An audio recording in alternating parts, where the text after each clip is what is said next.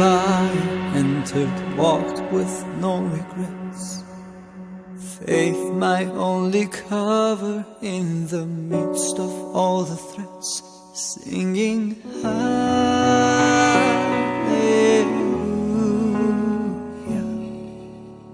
Persecuted, not abandoned, struck down naked and mistreated, crushed but not destroyed, I kneel from a prison hole. Please keep reaching out to me, don't leave me to defeat. These voices in my head won't give me any rest. Please don't give up on me now, 'cause I really don't know how to let go of my fears and be what God meant for me.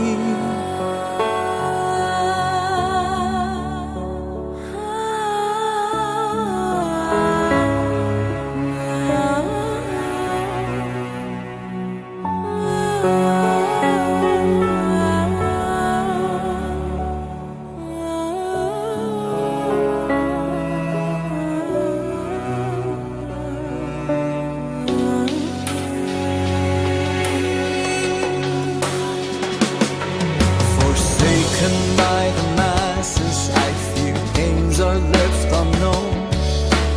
Casting all my fears upon Him, yet my heart is torn. But I sing hallelujah.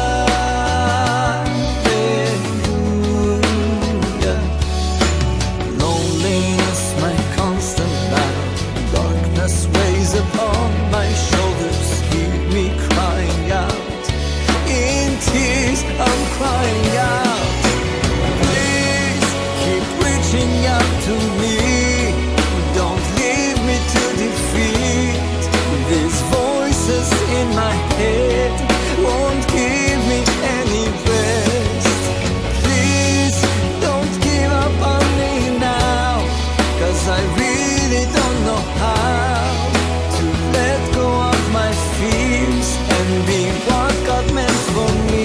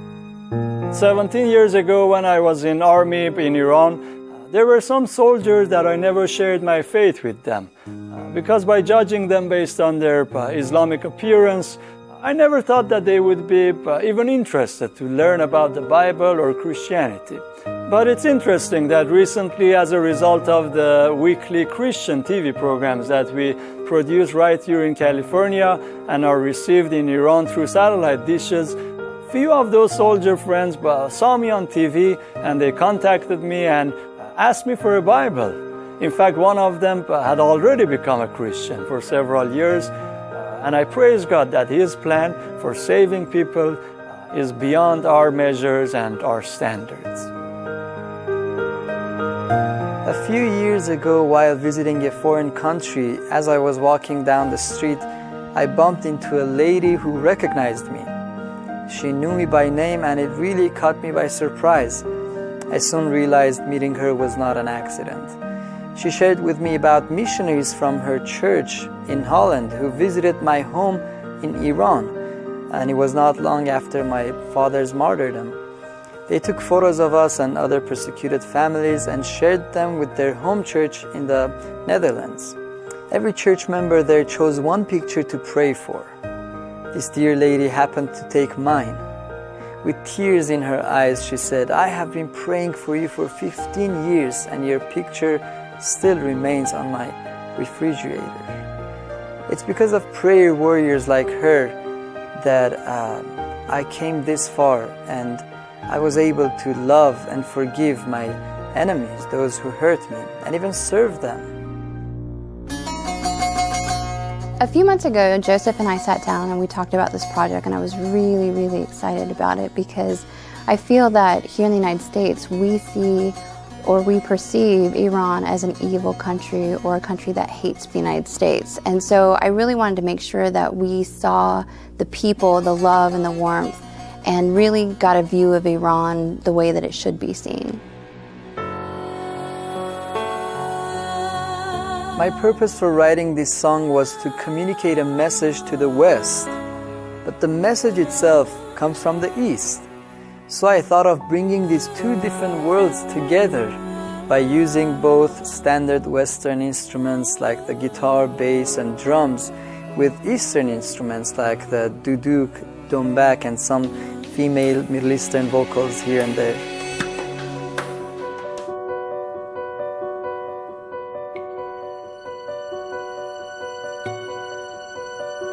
When filming the interrogation part, I had a good reference point in my mind because during my father's disappearance in Iran in 1994, I was actually serving in army and I had been interrogated several times. But when filming those scenes, I was actually thinking of people like my father that many times had entered that interrogation room not knowing when or if they would ever be released.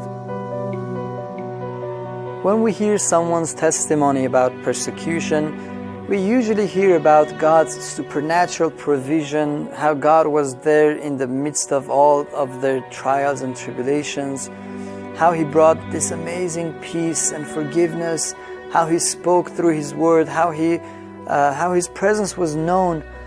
Well, having experienced persecution myself, I can testify to all of that and even more. But the truth is that there is another side to it. It's not always victorious. With this song, I wanted to bring that other side of the reality, the constant battle of loneliness, fear, doubt, confusion, pain, tears. So yes, there is pain, but there is victory. There is weakness, but God's strength is being revealed through that weakness, and He uses us no matter where we are.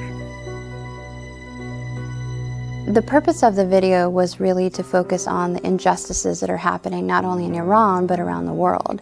And even though that was the main focus of the video, the beautiful theme of the video really comes out through the storyline of forgiveness, faithfulness, and love. And as you see in the story, there's a man who changes his whole life after he sees the perseverance of the pastor. But also you look at the pastor and you see how forgiveness can change not only a life of somebody, but the people all around him.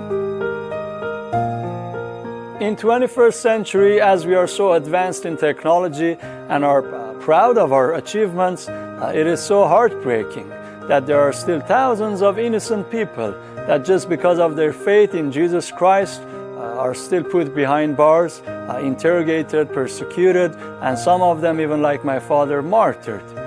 That's why I really wanted this video to be a voice for the persecuted ones, and I was so glad that our ministry got the chance to partner with Voice of the Martyrs to produce this video. I believe the persecuted Christians are a vital part of the fellowship of all believers, and their overcoming stories certainly will challenge and strengthen Christians everywhere.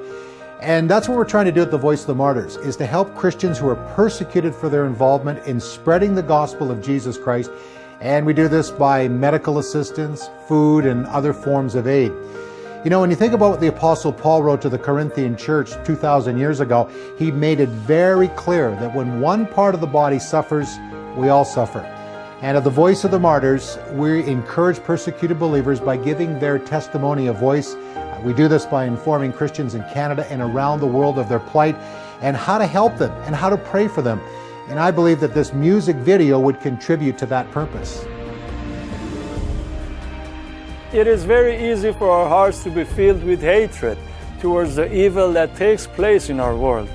And I think while we are in this world, there will always be the challenge and struggle between controlling our emotions versus finding peace and comfort in God's promises. From personal experience, I can say that after even 18 years of my father's martyrdom, there are still times that we really miss him and wish that he would be with us. But on the other hand, we see God's hand at work and how he has done a miracle in our own hearts, changing it from hatred to love and forgiveness towards Muslims. That in fact, that has become the center point, focus, and message of our ministry. And we hope that this video would communicate that message very well, and we hope that you would all be blessed by it.